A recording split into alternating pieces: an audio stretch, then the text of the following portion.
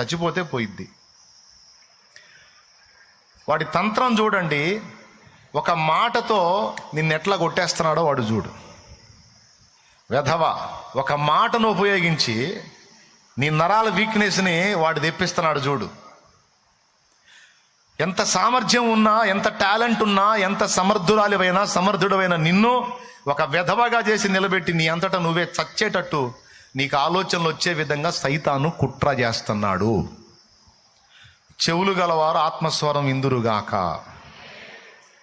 దానికి వాడు ఎక్కడెక్కడ ఎవడెవడు వాగిన వాగుళ్ళన్నీ నీ మనసుకు చేరవేస్తూ ఉంటాడు. అది వ్యక్తుల ద్వారా కావచ్చు, వస్తువుల ద్వారా కావచ్చు, ఏ విధంగానైనా.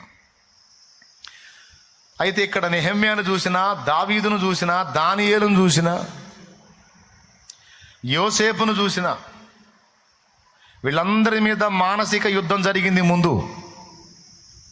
బైబిల్లో ఇంకా భక్తులందరూ వీళ్ళందరినీ